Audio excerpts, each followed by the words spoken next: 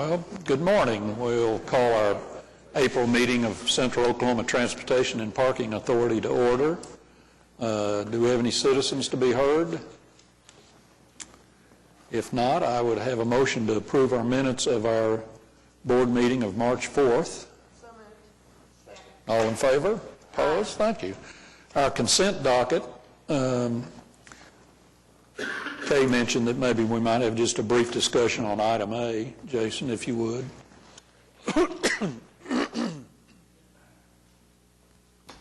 Yes, so item A is our free rides on fixed route bus service for ozone season. This is something that we've actually recognized the importance, of course, of air quality and ozone sensitivity for many years.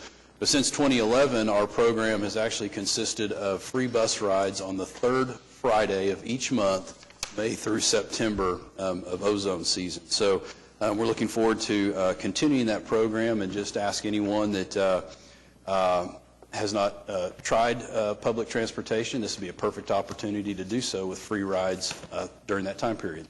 All right, thank you. Any of the other three items any of the trustees would like a discussion on? If not, I would have a motion to approve our consent docket. All in favor? Opposed? Thank you. Items for individual consideration is a contract with excuse me, B-Cycle for bike share equipment. I think Jason is going to make a comment on that, and then we'll have a little presentation. Yes, so the item you have before you is a contract with B-Cycle LLC for bike share equipment. As you recall, the Board of Trustees authorized a request for proposals in October. November 11th and November 18th, those proposals were released and advertised. We actually ended up receiving 4 proposals in total. The selection committee then narrowed those 4 proposals down to 2.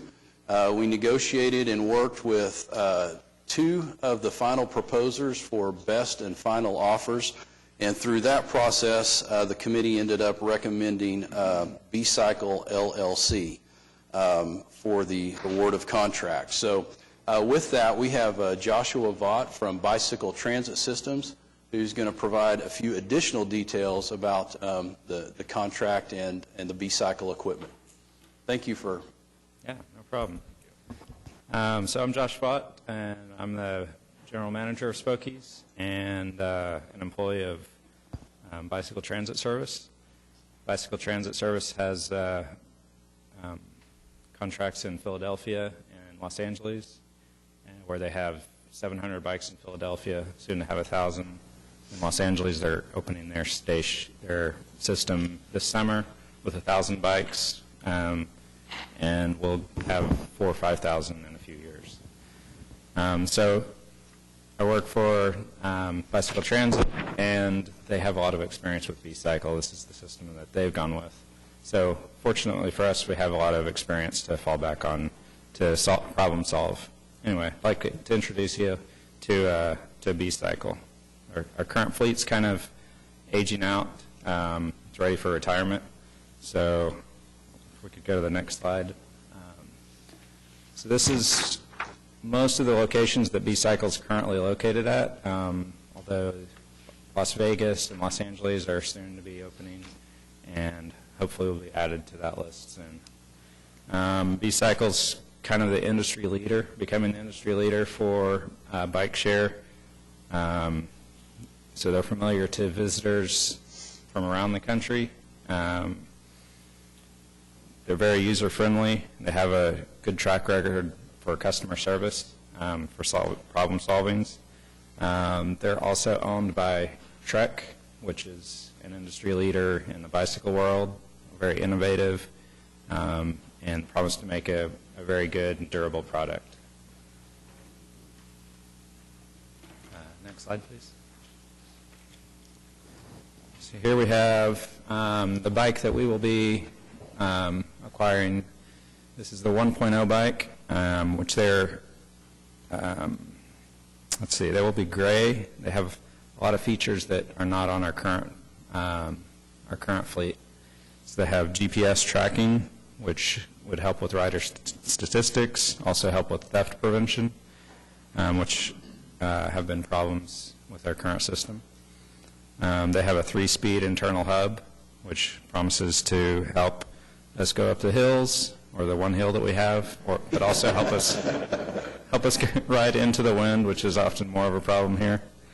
They have a front basket, self-generating light system, a bell, and fenders, so they're should be comfortable to ride and keep your suit clean.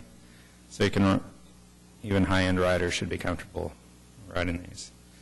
They should be very low maintenance and durable, rust-proof, and their estimated lifespan is 7 to 10 years, which is a dramatic increase over the 4 years that we're trying to eke out of our current system. Next slide, please. So B-Cycle is transitioning from the 1.0 bikes to these 2.0 bikes. Mechanically and durability-wise, they should be very comparable. But the new bikes, if we do an expansion in the future, we'll get the 2.0 bikes. They're a little bit sleeker. They have this curved design. There's more ad space. And we would have the opportunity to paint these blue, which would be our preferred color, to be the same color blue that our current fleet is. Next slide, please. This is the marketing and promotions team kind of mock-up of how our bikes could look. So they are gray, and we would have lots of ad space, much more ad space than the current fleet has. This is kind of in development, so this is not exactly how our new fleet will look, but so we have branding, sponsorship, and advertising to take into consideration that could change this mock-up. Next slide, please. So this is the station. The stations are modular, meaning each individual dock could be moved from one station to another. The entire station's pretty big and heavy to move, but individual docks could be moved if we decide that the ballpark station needs more docks and Elemental needs fewer docks. We can move 1 or 2 docks as needed. Other attributes to the station, they are galvanized steel or stainless steel. They're very easy to clean, so if people tag them or graffiti them, we should be able to remove that much easier. We're looking at opportunities to improve our fare structure. We have real-time communication. We have remote lockdown. So from a computer, where you have internet access, you could lock down these if there's problems. We have marine-grade batteries. We also have dramatic software improvements, which allow more pricing options, remote access to stations, inventory management, multiple reports, and a mobile application. So those are all good things about the station. Last slide, please. So what we're hoping to purchase here are 50 new bikes, the 1.0 bikes, and 8 stations complete with solar panels. This price tag includes spare parts and installation, and we hope to install sometime in the fall. Do I have any questions?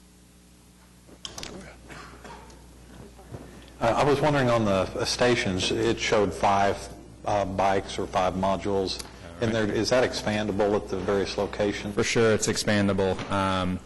So we will have 80 docks total and 8 stations. So on average, they'll have 10 docks, but some of our stations will be much bigger and some of them will be slightly smaller. Is there software that allows you to know when you only have 1 bike left or something at a station to know that it's time that you could bring more bikes to a particular location? So we do routine balancing. We try to keep at least 2 bikes per station and at least 2 open docks per station. With our current fleet, we have a lot more docks than bikes, so we don't have a problem of having too many bikes at a station currently. In the future, if we have 50 bikes and 80 docks, occasionally we'll have too many bikes at a station. So we'll have to balance if there's too many bikes, so there's room for someone to dock one, or if there's too little bikes. Is that electronically reports given to you by We can cell set up- phone or something like that, that it's that electronically savvy, or is it just the new somebody system driving is- around and viewing? No, there's a mobile app that customers can look and see where there's stations that have bikes and how many docks are available as well. But I can set it up so that operations can see when balancing is needed. We're also looking at developing incentives so that people have a reduced fare if they take one from a full station or return one to an empty station. So in Pennsylvania, they're working on developing that program, and we would adopt that as well. Thanks for your presentation, Josh. I'm really excited about the program moving ahead. But one of the things that I'm concerned about is the durability of the bikes. I was pretty disappointed in the lack of durability in the last bike that we had. Not that, I mean, it's been 5 years almost to the day since we went live with the program, but that doesn't seem very long, I guess, to me. And I'm just wondering, what's the durability report on these bikes? So I was also really disappointed in the current quality of the bikes, the bikes that we have now. I mean, I've reworked them and renovated them and done as much as I can to keep them running. Well, make no mistake, I appreciate everything you've done. I'm concerned about the underlying durability. So comparing the two quality bikes, the bikes that we have are kind of a Walmart quality bike that you would go and buy for $100 to $200. The B-Cycle or Trek bikes that we're buying are really bike shop quality bikes. So they are $800 to $1,000 quality bikes. They're designed to be in elements, whereas the ones that we had were designed to probably be used in a warehouse. So they were fleet bikes. They were really heavy, but they weren't designed to last in the rain for 4 or 5 years. And one other question. I didn't hear you mention, did the bikes have a light on them? They do. They have front and rear lights, and they have a generator that charges the battery for Great. that. Thank you. How many bicycles are we going to have once the new bikes are in? The fleet that we are hoping to purchase currently, it has 50 bikes. 50. That's compared to approximately 25 bikes we have in operation.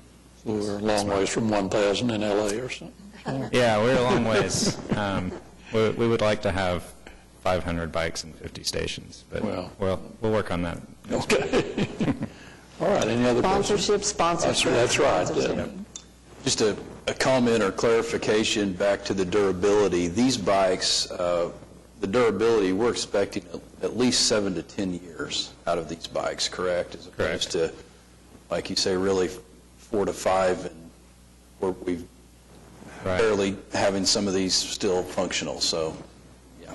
Part of the problem with our current system is it was not maintained properly for a couple of years, and then it was also susceptible to vandalism, which we've had some problems with. It took out a lot of bikes. The new system does promise to be much more resistant to vandalism. Nobody's figured out how to take a bike out of a B-cycle system and still have it rideable, whereas the bikes we currently have, people can pry them out of the system with a crowbar and ride them away. So less incentive if you can't ride it afterward. And Josh, can you comment quickly on the just the ease of riding the two? I mean, I've rode both. I think you helped me test a B-cycle bike, and it seemed to me very easy to ride. Yeah, they're compared to miles apart. So the 3-speed internal hub gives you options if you want to go slow up a hill, or if you want to go fast down the hill, or against the wind or with the wind, more often the case. The seats, which every time you ride a bike that you haven't ridden before, you should adjust the seat. It's most efficient if the seat's your height. So all rental bikes should have very adjustable seats, and everyone should adjust them each time. Our current fleet is really hard to adjust. These have the ones from B-Cycle are much easier to adjust, a big lever that's very intuitive. So if I could say two things about the system compared to our current system, it's user-friendly and it's going to be much more durable. All right. Thank you. Yep. Any other questions? Thank you. Jason, explain for the trustees the public transportation capital account, the funding. Yes, I'd be glad to. So the project itself, the contract estimated cost is $300,000, and 81% of that funding will come from our public transportation capital account via the city's capital improvement projects fund. So in essence, the city is funding the expansion, the majority of the expansion of the bike share program through a transfer to Cotpa.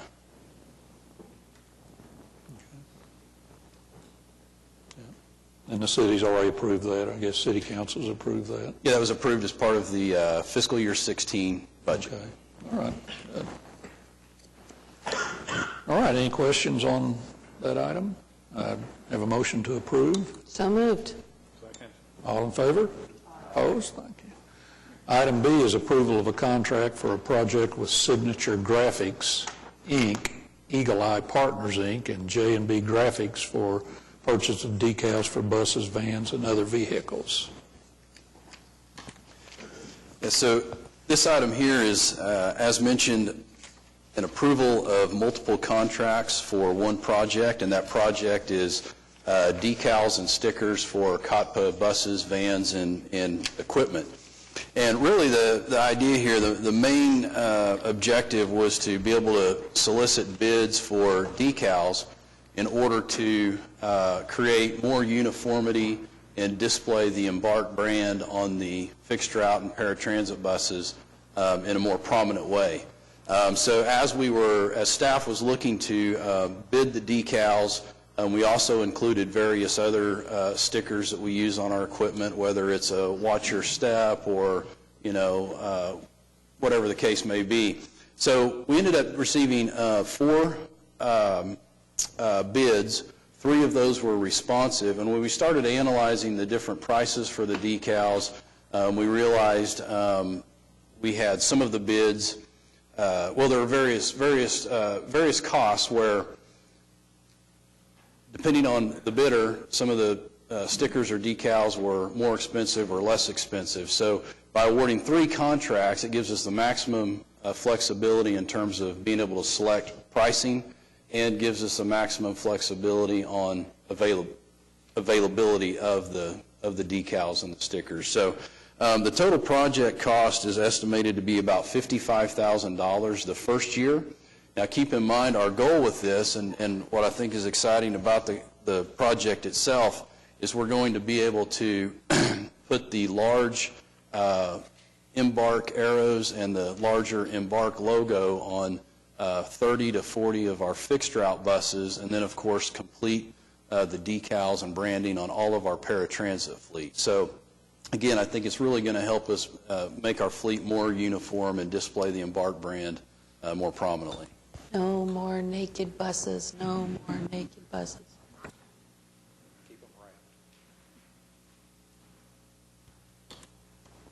All right, any questions? Not, then do I have a motion to approve item B? All in favor? Opposed? Thank you. Item C is approve the request for proposals for insurance brokerage services and authorize the administrator to advertise and release the RFP. Yeah, the way we generally look at our insurance, and as you're aware, Cotpa does purchase general liability and fleet insurance. And typically when it's time for renewals, we'll go out and we may solicit bids or quotes on general liability, or then we may go through that same process with fleet. And so what we're doing here is we're taking a different approach, and instead looking at selecting a broker to help us with all of our insurance services, with the thought that it would streamline the purchasing process, but also put that in the hands of a broker who hopefully has the capability to shop insurance and compare rates and coverages and make recommendations. So with approval of this item, we'll issue the RFP. I kind of read that, and it cannot be a commission-based product, must be a fee-based. Is the $200,000 fee, is that the fee to the broker to represent us? And No, actually, that's just our estimated cost of the insurance. So once we get the RFP and proposals back, we'll have an idea of what fees the broker would charge us for their services. And that'll be approved by the trustees. Okay. Jason, or perhaps Craig or Laura, do any of the other departments work with brokers to obtain insurance? We work with, in our risk management division, where we're buying most of our insurance that's related to property insurance or liability insurance, that we have a broker that works with us on that. Even our excess workers' comp that we approved this last week, we worked through with our broker. But yet, it's not a good idea, or perhaps we can't even do that, to allow the city to purchase insurance for all the various trusts. Jason and I discussed this briefly the other day, that since we're going through the RFP process, we can look at that. But I think that's one that we can kind of keep in our hip pocket, too, is looking to see what we could do to allow Cotpa to use the same broker that we use with risk management through the Municipal Facilities Authority. So that's an option that we do have. Okay, thank you. Yes, sir. An option in this RFP? We could go through the process and look at this, and if our pricing that we have from our current broker is better than what we get through this RFP, then we would have an option just to purchase off of that contract. So we could do that? We could Okay. do this. I would add that some of the products that Cotpa buys are very different from the products that the city buys. Specifically, the city doesn't buy fleet insurance, so that is a big difference. We're self-insured for fleet damages. And then there's some insurance that we're required to buy by our union contracts. Felonious assault insurance. Right. We don't buy that for city employees either. So. Okay. All right. No other questions, and do I have a motion to approve item C? Second. All in favor? Opposed? Thank you. Item D is adoption of a resolution to approve Title VI program for fiscal year 16 through 19. And I guess, Jason, give us a brief explanation. We had the long program, which I hope every trustee read, but sure.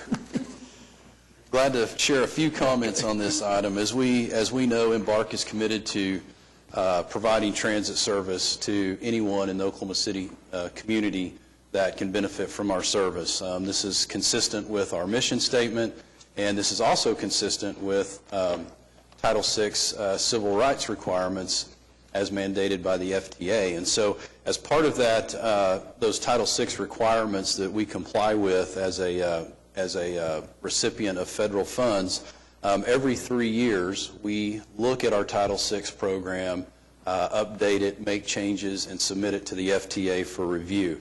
And so it is now time to perform that review. Staff has completed the draft of the revised plan, and we have Chip Nolan, our associate planner, with us today, who's going to hit a few of the highlights of the changes in the process. Good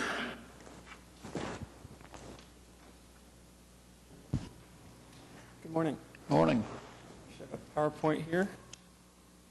Screen lowers. Like you said, my name is Chip Nolan. I'm an associate planner here for a few months now. I'm also the Title VI coordinator that's been updating this plan.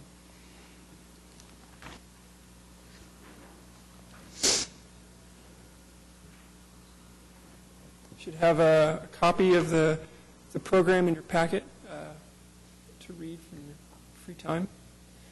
Go to the next slide, please. So here's an example, a direct quote that talks about the program. I thought I'd provide a little background, the specific language that we adhere to, making sure that we are not discriminatory in what we do based on race, color, and national origin. Is specific language in the U.S. Code. And this applies to us because we accept federal funds. Part of that, we agree to certain rules and regulations to follow, and this is one of those. Next slide, please. So the Federal Transit Administration, as part of the Civil Rights Act, has very specific requirements and details for all transit agencies to follow to make sure that they're not being discriminatory and that they're being as inclusive as possible. It's especially for fixed route service. Like Jason mentioned, this is supposed to be updated every 3 years and resubmitted to the FTA for their review to make sure that we are being compliant with Title VI. There are 13 separate components that we have to review and update. Some of the major ones are listed there, making sure we have a complaint process, making sure we post public notice explaining Title VI in as many places as possible. We provide translation services when requested, and several other components. So when we're going through this, there weren't any major changes this time around, but wanted to go through and put in the most recent data, updating our agency profile to reflect service updates, including very, very minor changes to our Title VI notice and our complaint form. We didn't have any policy violations or findings by the Office of Civil Rights in regards to investigations or complaints. So we included that, and then the most recent census data and outreach to the public. So our next steps is to submit this to the FTA for their review. They've got 60 days to review it and provide feedback. We'll make any necessary amendments to the program or changes that they request, and then once that's finalized, we'll continue to monitor the program and update it as necessary. And that's it. If you have any questions. All right, any questions of Chip? All right, thank you. Have a motion to approve item D. All in favor? Opposed? Thank you. Our last item for individual consideration is approval to change order number 2 in a contract with Downey Contracting for the final build-out in the Arts District Garage. Yeah, this is our second change order to the contract with Downey. As you'll notice in your memo and in the supporting documentation, that's 3 items, very minor in nature. In fact, the total cost of the 3 items combined actually results in a deduct of $222.58. So very minor, does not add any calendar days to the project. And then when you look at the total of change groups 1 and 2, we're looking at a total increase of $10,179 to the original contract, or 1.39% over. So at this point, the project's moved along very smoothly. And as you can see, change orders have been minimal. Well, I will tell you, we had a TIF meeting in the new conference room last week, and it was very well received, I think, by everybody involved, and made it a much nicer environment than kind of the cramped court clerk's area. So Good. I'm sure the city is using that quite a bit now. So, all right, do I hear a motion to approve item E? All in favor? Opposed? Thank you. Mr. Chairman? Yes. Before we move on, I just wanted to make sure for the record that I'll need to recuse myself from item A for individual consideration, because I was on the selection committee for the Spokies. So just to make sure everyone has that in the record. Thank you. Okay. All right. Next item is ratification of claims and payroll for March 1st through March 22nd. Unless any of the trustees have any questions, then I would have a motion to ratify. Second. All in favor? Opposed? All right, thank you. Next item are our financial reports. Budget to actual for the 8 months ended February 29th. And Jason, if any brief comments on that? Yes, I have just a few. Starting on page 2, this is our budget to actual through February for our Transportation Operations Division. Looking at the top of the report, you can see the section there labeled Operating Revenues. You'll notice about 7 of those different revenue categories are over budget. We have 3 revenue categories that are under budget. However, if you look at our total operating revenues, our variance is to the good of $27,708, or 100.1% of the budget. So in terms of overall revenues, we're essentially right on track with what we had expected or projected through 8 months of the fiscal year.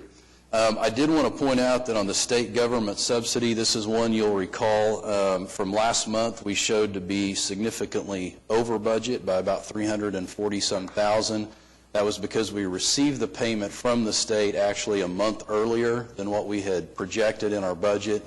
And I believe at the time I had indicated that that was a timing issue and should catch up, and so you'll see that reflected in this February financial.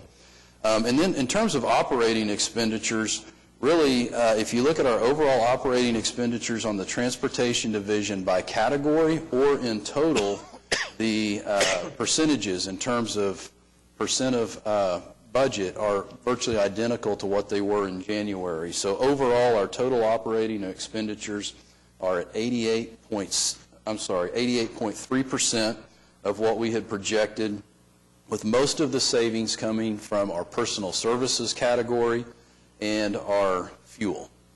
So overall, our revenues for the year are $1.8 million in excess of our expenditures. Then looking on the next page, page 3, this is a look at our parking division. Again, beginning with the operating revenues, we're at about 104.2% of our operating revenues when compared to budget, or $233,000 over what we had projected. You'll notice most of that overage is driven by our monthly contract parkers, where we are $283,000 higher than what we had projected through 8 months. Keeping in mind, part of that is offset by event revenue coming in less than what we had expected. So we're about $93,000 under on event revenue projections. But again, looking at overall operating revenues, we're ahead of budget. Operating expenditures, I want to just briefly mention, if you look at our total operating expenditures, particularly the variance column, you'll see that we're at 148% of the budget, or about $1.5 million more than what we had projected. And I just remind the trustees that that is due to a sizable transfer from the operations fund to the parking capital fund. And as you'll recall, in one of our recent finance committee meetings, we had determined that we wanted to set up a parking capital reserve fund, transfer funds from operations as we can, and set that up similar to how we do on transit. So if you were to back that $2.1 million transfer out, because it wasn't a budget item, it wasn't contemplated when we developed the FY16 budget, our expenditures, our total expenditures, would actually be around $2.6 million for the year, which is about 82% of the budget. So again, excluding that transfer to capital, we're actually under budget on our parking expenditures. Next page, page 4, looking at our river cruises operation.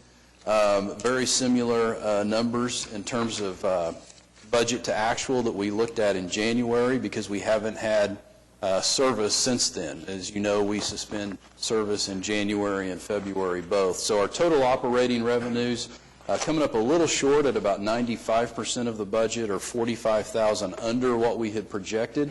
At the same time, our total operating expenditures are also under budget. We're at about 97% of projections. Looking at actual revenues versus expenditures, including the transfer from the general fund, we are at $219,225 more in revenue than expenses. And then quickly on Spokie's operation, page 5, revenues, again, in terms of budget, comparing budget to actuals, we're at about 87.3%. Again, that will change once we transfer bike share fee revenue that's received in the general fund to the actual operations. We would expect those revenue numbers to go up before the end of the year. And then the only other thing to point out on the operating expenditures is you'll notice the second line there, the payment to transit cash fund. That's a payment we do once a year annually. We had not made that payment in January. So if you recall, the expenditures were like at 56% of the budget. Now you'll see our total expenditures are at 86% of the budget because that one-time payment has been made. So that concludes my comments on the budget to actuals. I did want to just remind the trustees that we have the 6-month interim financial report included in the packet as well. This is prepared by the accounting department. And again, just as a reminder, we talk mainly about the budget to actual to compare the current fiscal year versus budget. The interim financial is useful for comparing this year to the previous year. So you'll notice that the interim financial is actually through December 31st of 2015, so you can compare where we were at that time back to where we were in 2014. The other thing the interim includes is a breakout of the city funds, the city transportation and city parking fund that are used to support our operation. So a little bit of variance in the two types of reports. The budget to actuals that I just discussed includes the most updated information in terms of this fiscal year. And I cannot recall in the past on our transportation financial where our federal grants have been this up to date. I mean, I don't know if that's just a phenomena that's happened this month, but usually there's some variance there in requesting them and everything. So I congratulate you on that. Okay, thank you. All right, any other questions? Then do I hear a motion to receive our financial reports? All in favor? Opposed? Thank you. Our program reports, our transit system report.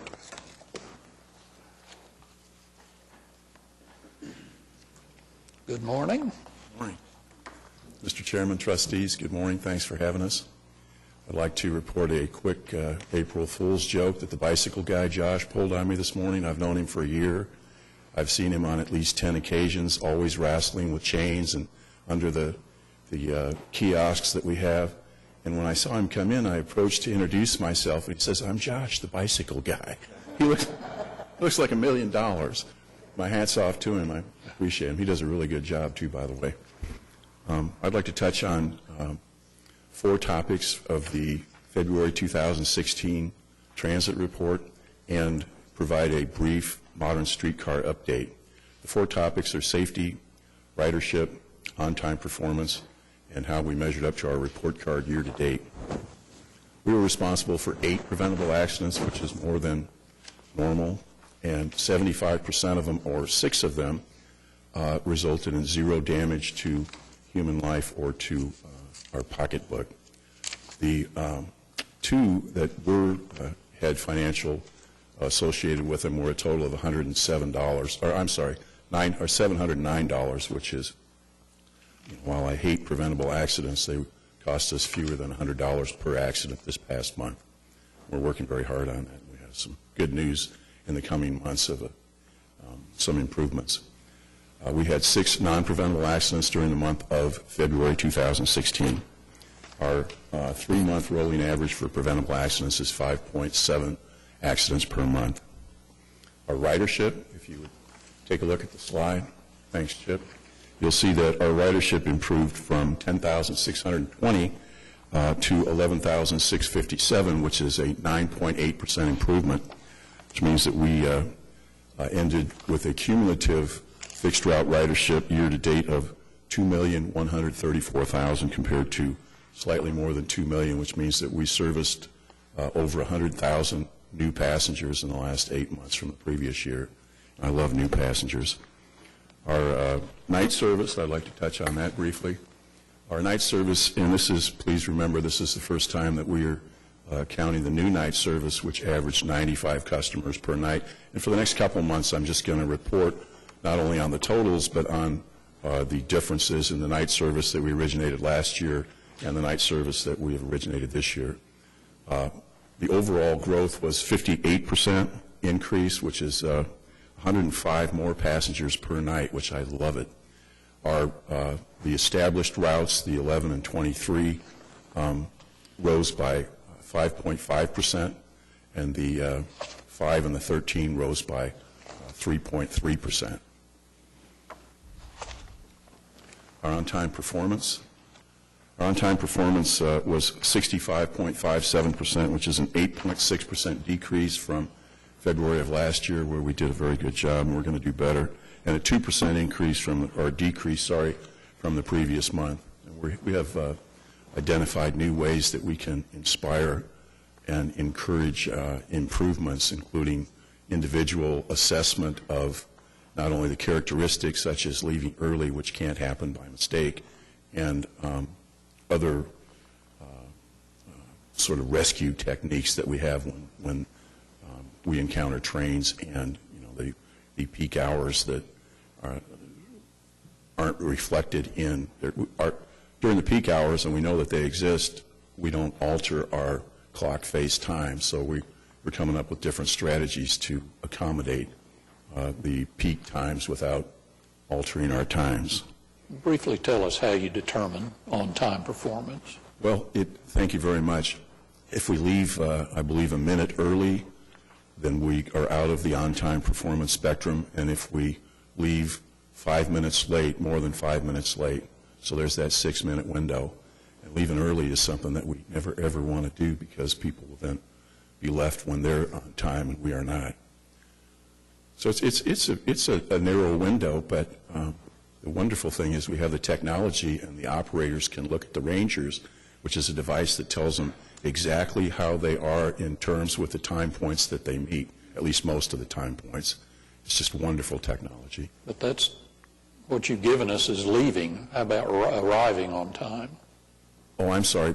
To leave is 1 minute. To arrive is 5 minutes. Oh, okay. So, I thought yeah, you said sorry, leave I wasn't 5 clear minutes about too. it. Right. Okay. Yeah. Yeah. The other thing is the way the on-time performance is measured is we look, because we have the technology, we're able to look at the entire system, every single stop. And so when we're talking about arriving and departing, that's at every single stop in the system, not just whether we make it back to the transit center on time for a transfer. So, and we continue to measure it this way because we think this is the most accurate way to measure what our customers actually experience, and that's really what we're trying to drill into. And as far as strategies go, it's good problem to have. The more ridership, obviously, the more people we have on our bus, sometimes the slower our buses move. But there's still things we can do there, even from a standpoint of educating our customer base on how important it is to be able to have your fare ready when you board the bus and those kinds of things. So, we're looking at a lot of different options, and as Kevin mentioned, I know there's some individual coaching with operators going on. We're seeing some very positive results, and so we're going to continue to work at it and try to measure it as accurate as we can to reflect what our customers are experiencing. It's a real stringent window that we have also. It's as stringent as I've experienced. When we get new buses, it's going to help us a lot too, but we're not just counting on that. We're working on everything in the meantime. Thanks for the question, by the way. Our year-to-date report card, we are at, and I'll just run through the percentages, we're at 97% of number of passengers per service hour, 101% of our passengers per operating day, 88% of our on-time performance, 125%, which is good, of our distance between road calls, 182% of our accidents, which is bad, per 100,000 miles, and 84% of our number of passengers claims per 100,000 miles. I'd be pleased to answer any questions about the transit report. I don't have a question, I just have a clarification. It was a good report, but on the ridership information, you said we provided over 100,000 new passengers, and I just want to clarify Yes, that ma'am. 18% of our population did not just start riding the bus last month, that what we really provided was 100,000 more rides. Yes, ma'am. And so, And I appreciate that. At some point, we're going to have 100,000 more passengers. I'm being overly that's optimistic in great. my description. I look forward to Yes, that ma'am. moment. Thank you very We're much. not there yet. Thank you. Takes a number person to catch all that, see, so. Yeah. No, very nice, thank you. The transit system report, I'm just going to touch on a couple of things, and Jason and I are headed to Kansas City to a very important coalition streetcar meeting that has not only almost all of the existing streetcar operations in the United States, but it also is going to be a forum for all of the multinational companies and national companies that would be in line to, if we go that way, to bid on our streetcar operation. So it's a very important meeting, and we're going to present a very positive face. The things that I'd like to touch on are that, let's see, the first thing is that, what we've been doing for a long time is evaluating, and we're being very fair in our evaluation, all the way from a spectrum of blending the streetcar operation into our bus operation, all the way to having one person from Cotpa overseeing the complete turnkey management of the operation, and absolutely everything in between. And we still haven't arrived on where we are, but we've been with our consultants who are very capable in these areas, and have provided white papers on every option that we have, and we've met with them for hours, and with a clean slate in our minds of leaving preconceived notions at the door. So we're still in the process of that. We spent a lot of time doing that. Other things that have happened are 95% of the drawings for both the storage and maintenance facility and the main line have been submitted for review. We have ordered the rail, at least the standard parts. They're called sticks. And I was concerned, both Jason and I were concerned, that if we're going to store them somewhere, if someone's going to walk off with them. I can tell you it's 115 pounds per foot, linear foot on the sticks, so it'd be a very difficult task. The other thing is that the City Council on the 22nd of last month, which is March, approved the purchase of the 5 streetcars and 1 optional streetcar. So we're going down that track at a good clip. Thank you. Is there anything else that I can touch on? Okay, thanks a lot. All right, thank you.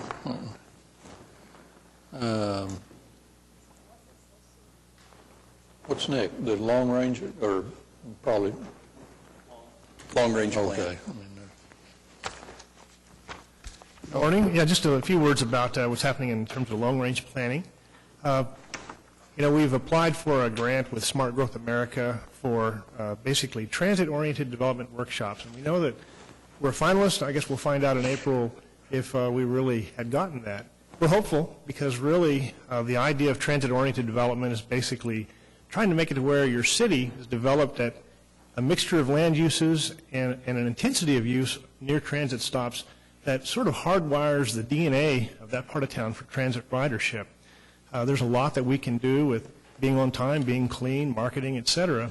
But a lot of times just having that mixture of uses is what really is going to help get people to ride. So we'll see what happens. And, we've had a lot more meetings with the Oklahoma City Planning Department in the past year about transit-oriented development.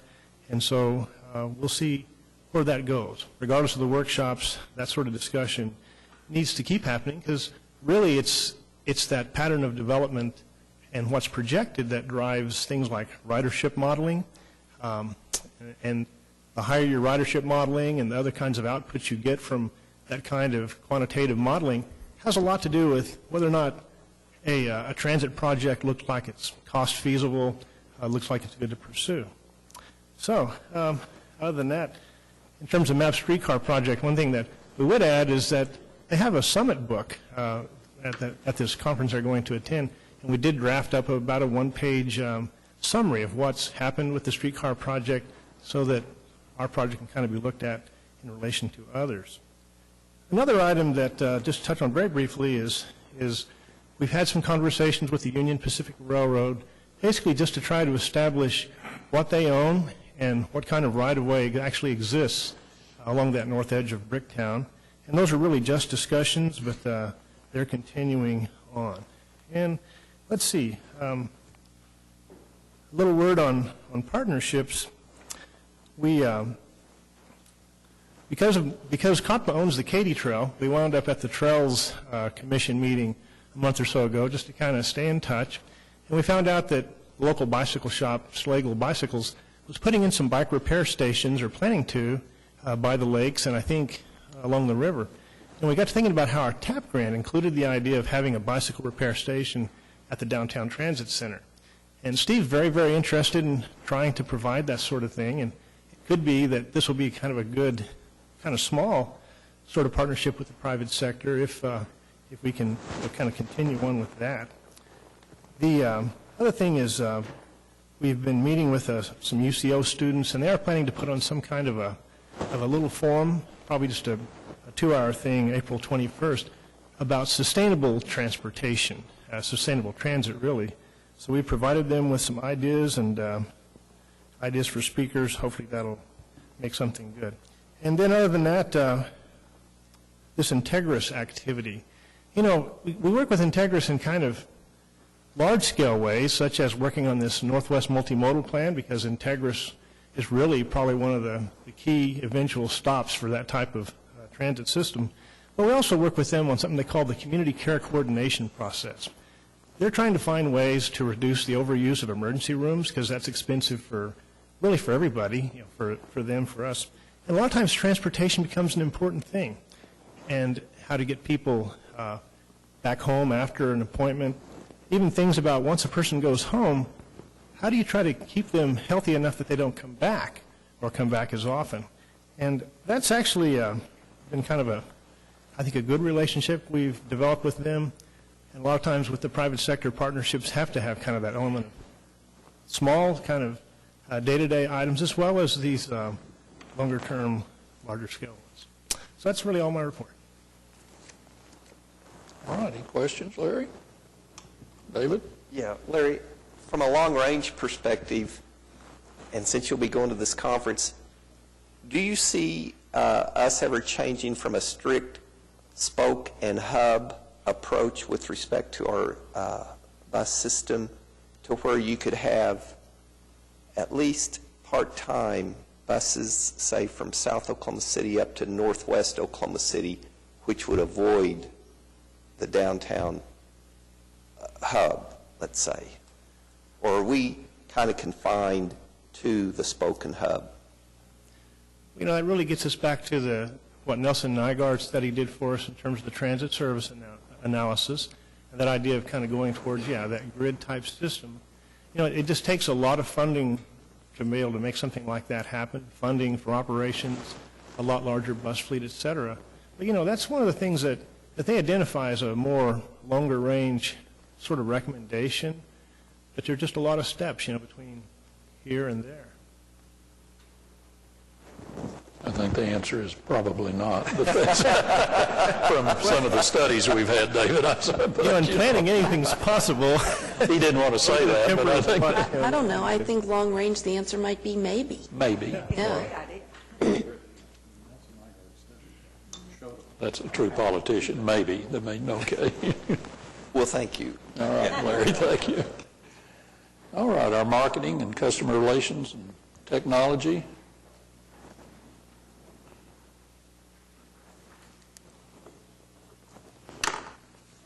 Good morning. Morning. Just want to take a moment to show a few videos that we've been working on. Our past reports have indicated that we've been working on those, but I wanted to share those with you this morning. What we've done, set out to do, is as we create videos, we want to create as many opportunities to use these as possible, which means we need various lengths of videos and script adjustments to maybe tailor them to specific audiences. And so these are just a few of what we have ended up with. So the first one is for our night shift. It promotes that, but it's also targeting or allows us to really speak about our full breadth of services, as well as individuals who use it, why they might use it, and those different groups. And he's getting that ready for me. And these are this one is currently airing every other week. It started about the middle of March, every other week through the 1st of June. And again, this is part of our promotion of the night shift services and trying to garner more shift workers who would be using the services at night to get to work and or to just do their daily activities. So.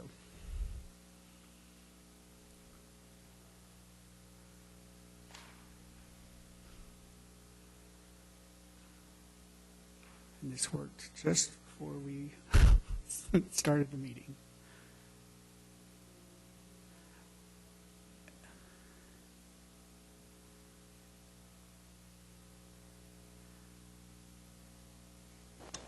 Well, I caught you off guard when I skipped the parking report. I saw you were a little Maybe hesitant that's to come why. up here. Maybe that's what happened. Yet. All right, we'll pull. Let's try the next one and see if that will work. That one will work. It's not even.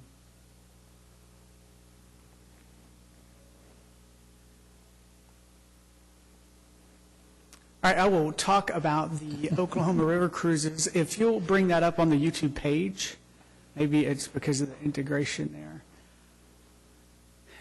So we also created a series for Oklahoma River cruises. Oklahoma River cruises, we've gone through a wide variety of different advertising techniques or mediums, I should say, and we're trying to constantly refine that and find the right fit. Okay. We are currently going to be using this spot to help promote our charter cruises, which is a big revenue generator for us, as well as using a series of them to also target our ferry rides. The 30-second spot that we'll be airing starts actually this weekend and is airing right before Discover Oklahoma, right before and after Discover Oklahoma. We found through the demographics with our audiences that when we were featured on Discover Oklahoma, and whenever we have a tie to that, we have seen more people use it as a result, or use our services as a result of that. And so we found there's a correlation between their audience and our primary audience of users. And what we've also done is created a couple of videos for Spokies. What we wanted to make sure that we did was communicated how to use the current system, and then also how to get the most out of your ride. And some of that is for those novelty riders who aren't familiar with riding in an urban environment, some of the things that they need to be aware of and look out for. Those are all available on our website as well as our YouTube page. I'm sorry that it did not work as planned this morning. Michael? I'd be glad to send those out in an email as well. I think we'll just send the links to the YouTube page to each of the trustees so you can view them. Okay. Certainly. I just want to briefly remind everyone we have the Open Streets event this Sunday, and we hope that you would be able to stop by if you're out. We always have a really good time with the crowd, and it's always fun to see the surprise on people's faces when they get on board the bus and they see how clean it is, how nice the vehicle is, and we'll also be featured as a hotspot for the event, and we'll have our Wi-Fi up and running, and people can stop by there. And I'd be glad to answer any questions you might have.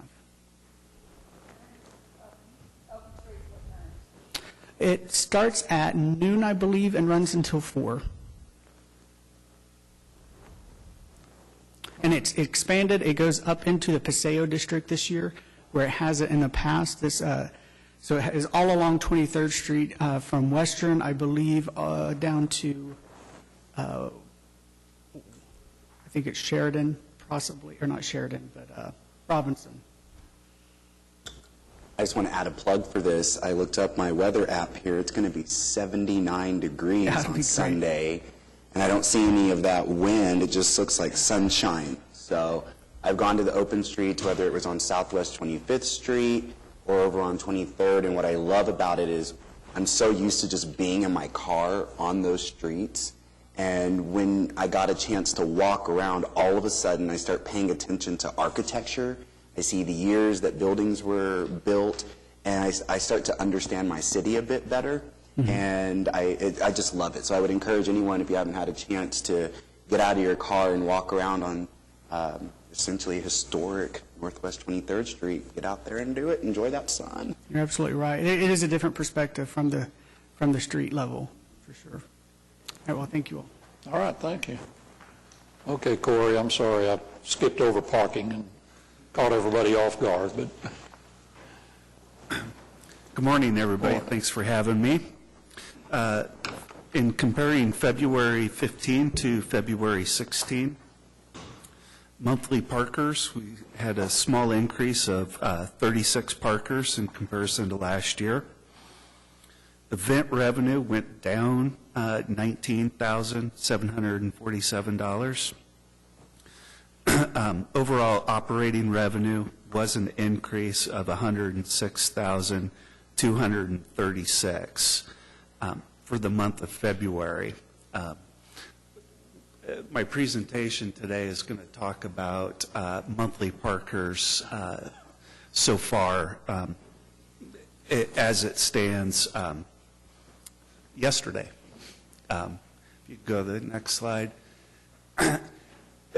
This data that I'm showing you right now from canceled monthly parkers is a system-wide report, and it's as of July 1st, 2015 to current. The system has shown a decrease of 609 monthly parkers, which equates to 83 parking accounts. A lot of that has to do with the oil prices. Net revenue loss on a monthly basis, if you added it all up in their parking rates, just over $61,000. As we saw this trend coming, if you could go to the next slide, please. We reached out to all of our wait list customers. The wait list customers was quite extensive. We had 201 contacts on our wait lists that went back quite some time. 61 of those contacts added parkers, and we added a total of 137 monthly parkers. What is not reflected on this list is some of the larger customers that have expressed interest in adding parkers, along with the fact that we are reaching out to businesses when they've made the announcements that they're moving into the downtown market proactively. If you could go to the last slide. So system-wide, we've lost 472 monthly parkers, 22 accounts, and again, if you took their monthly rates that they were paying, a total loss of $47,000+ as it stands today in the monthly parkers. If there's any questions, gladly. Corey, maybe you said it and I missed it. What was the starting date of this? This data is started July 1st, 2015 to current. Okay, thank you. We prepared this information in relation to a question that was raised during the last parking committee of just, trying to take a kind of a more granular look at what's going on with our monthly parking contracts. And also, you told me before the meeting that from the parking committee that you're working on trying to arrange parkers to move in, move from other garages into the arts district and try to. Yes, those conversations continue. Okay. All right. Any questions? All right, Corey, thank you. Thank you. I guess Jason's going to give the River Cruises report, or was that right? Or No comments on river cruises, only because we don't have any service. okay, right? Have something to say. All right. All right. That's right. Any items from any of the trustees? Well, then I'd have a motion to adjourn. Oh, Can I just? well, you didn't speak up quick enough. I know. I was trying to get my notes. Quick reminder on our the unveiling of the artwork at the Arts District parking garage on April 7th, and I'm sure everyone and hope everyone received their invitation to that. But again, I believe that's at 4 p.m., and so we look forward to having everybody there for that. And the artwork wasn't on. Are we not going to do it till the grand opening? We're waiting till the grand opening to flip the switch. Because I stuck my head in there to see what it. Yeah, it's really neat. I think it's going to be very, very nice. Very nice feature for the garage. All right. Then I hear a motion to adjourn. All right. Thank you. All in favor? Shirley?